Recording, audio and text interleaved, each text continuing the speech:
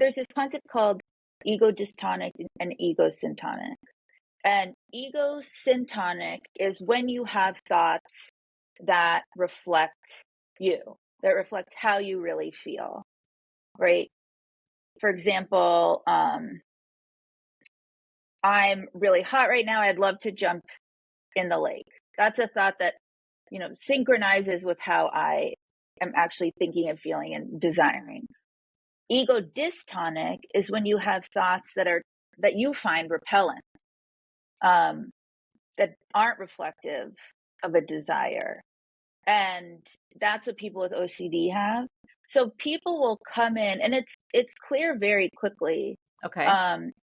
that people don't like that they think this.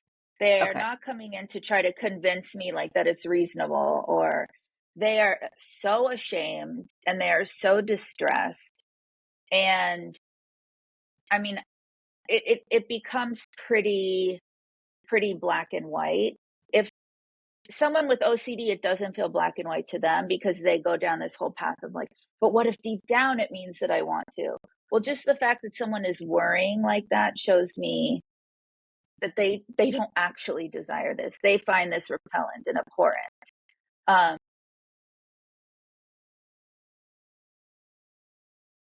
They're too anxious. It's exaggerated. It's become debilitating, but it's real. Okay. Whereas with OCD, there is this element of making it up. It doesn't exist, right? And people will kind of fall into this, well, it's possible. And that for them that's what will kind of spin them. Whereas with anxiety, it's, oh my God, I'm going to have to go to this party and all these people are going to be there and I hate crowds. And so maybe that person is too anxious about it, but they're anxious about something that's real, right? There is going to be a crowd. There are going to be a lot of people. Whereas if someone were to say, oh my God, I'm afraid to go to this party because there could be a murderer there, and I don't know if I could get killed, and I would be stepping into a dangerous situation. And you'll say like, okay, well, what's the evidence for that? And they'll say, well, it's possible, or I heard about something on the news, or my friend told me, or I read this article, and that's not evidence, right? We'd never like use that in a court of law, that you read an article or it's possible. That's not valid. But so that's kind of the difference. Is it made up? So in terms of becoming a new mom, that's a huge time, OCD or not, you're going to have doubts about like, am I a good mom? Am I doing this right? But most people, people without OCD will be able to have an image like the one that you talked about, and will be able to say like, that was weird.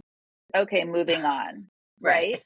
And it might come back and they'll be like, this is so strange, moving on.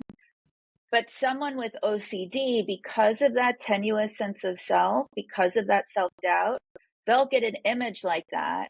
And instead of being like, humans are funny, we just think strange things, they will make meaning of it.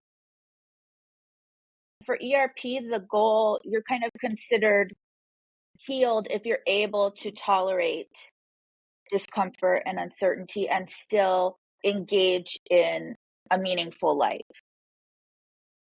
And so what would you advise to those who are struggling, for those who have family members who are struggling? Like, how can we rethink this path? And what do you wish that patients would know or be able to do differently to help them get better more quickly?